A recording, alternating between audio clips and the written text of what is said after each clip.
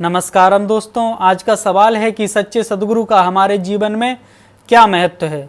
दोस्तों, माँ बाप अपने अंश द्वारा शारीरिक तल पर हमें पैदा करते हैं, ठीक वैसे ही गुरु द्वारा भी हमारा नया जन्म होता है।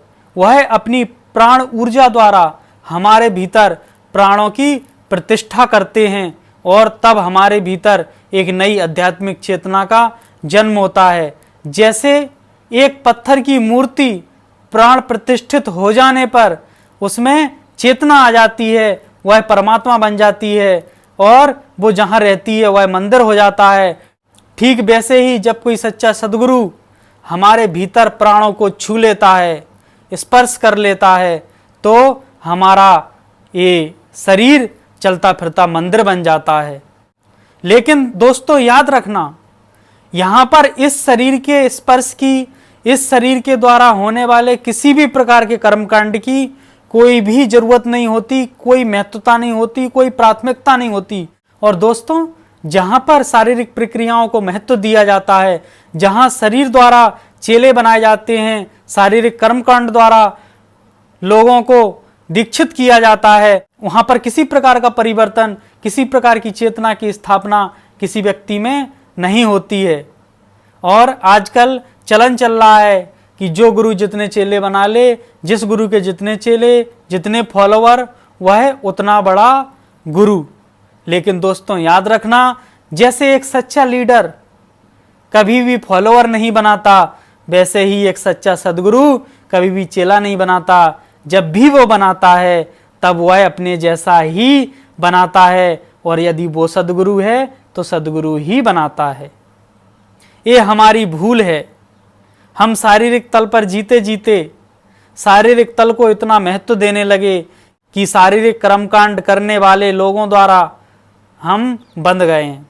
एक कंठी हमें दे दी जाती है, एक कान में मंत्र फूंक दिया जाता है और कह दिया जाता है कि तुम आज से मेरे चेला, मैं तुम्हारा गुरु, मेरी बात मानना तुम्हारा परम धर्म है। लेकिन दोस्तों, इस दीक्षा के बाद में तुम्हारे भीतर जरा भी चेतनता नहीं आती है। यदि किसी सच्चे सद्गुरु द्वारा तुम्हारे प्राणों को छू लिया गया होता तो तुम उस स्पर्श को बताने लायक नहीं रहते, तुम मौन हो जाते। एक कोई नया सरकारी ऑफिसर आता है और अपने कर्मचारियों से कहता है कि इस पूरे परिसर में यदि फूल लगे हों तो ये परिसर बहुत सुंदर हो जाएगा। वहाँ के जो काम करने वाले लोग थे, उन्होंने अगले ही दिन पूरे क्षेत्र को प्लास्टिक के फूलों से भर दिया। अगले दिन जब आया, उसने कहा यह क्या है? बोले आपने फूलों की कही और हमने फूल लगा दिए। तो दोस्तों, क्या उन फूलों में महक होगी? क्या वो हमें प्राकृतिक जो आनंद है उसे दे पाएंगे? ये फूल लगाने का सही तरीका नहीं है। फूल लगाने का सही तरीका यदि है तो उसके लिए एक प्रक्रिया है जिससे गुजरना पड़ेगा।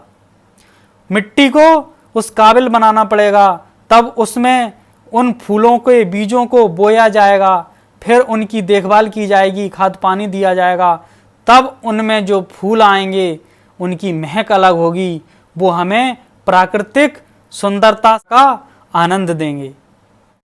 तो यहाँ पर ये जो आर्टिफिशियल दीक्षाएं दी जा रही हैं, ये प्लास्टिक के फूलों की तरह हैं, जहाँ सिर्फ सजावट ही सजावट है, दिखावट ही दिखावट है, बनावट ही बनावट है। और जहाँ बनावट होती है वहाँ मिलावट जरूर होती है।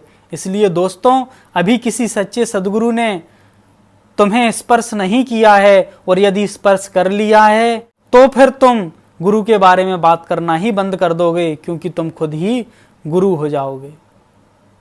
सच्चा सद्गुरु यही करता है, वह हमें खुद के बगीचे से फूलों के पौधों को देता है, हमारी जमीन को उस लायक बनाता है कि उन फूलों के पौधों को लगाया जा सके, और हमें उसकी देखभाल कैसे करनी है ये पूरी प्रक्रिया समझाता है।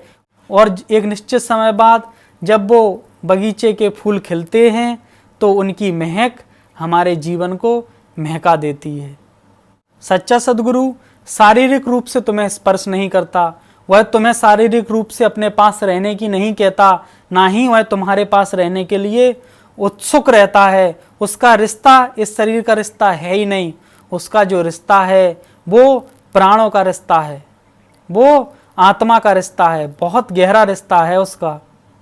और जहाँ पर शारीरिक रिश्ते बनाए जा रहे हैं वहाँ पर सच्चे सद्गुरु की कल्पना करना भी बेकार है। और दोस्तों, माँ बाप तुम पर धौंस जताते हैं क्योंकि उनसे तुम्हारा शारीरिक नाता है और शारीरिक नाते वाले लोग तुम पर धौंस जताते हैं। तो जो गुरु तुम पर धौंस जताता है उसने अभी तुमसे शारीरिक नाता जोड़ा है। वह अधिकार जताता है कि मैंने तुझे दीक्षा दी है, वह तुम्हारी जासूसी करता है। ये गुरु नहीं हो सकता, वो कुछ और ही है जो तुम्हें बंधनों से छुड़ाने नहीं, तुम्हें और बांधने आया है।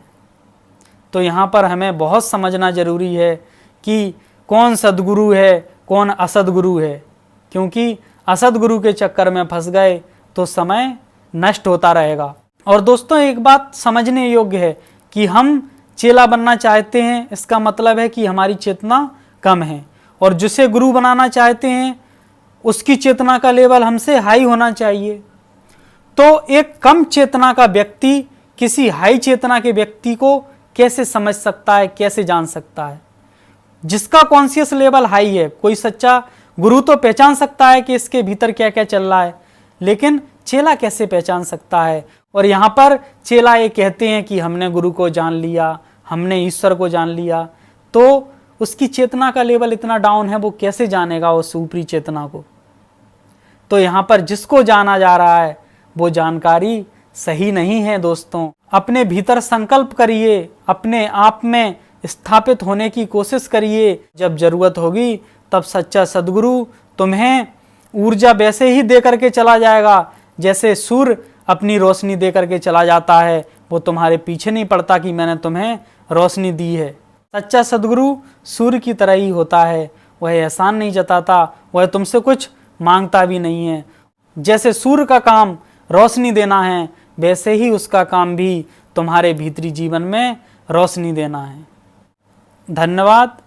यदि आपको ये वीडियोज पसंद आ रहे हों तो कृपया कर इस चैनल को सब्सक्राइब करें और इस वीडियो को अधिक से अधिक लोगों तक शेयर करें, जिससे लोग सद्गुरु के बारे में जागरूक हो सकें। धन्यवाद।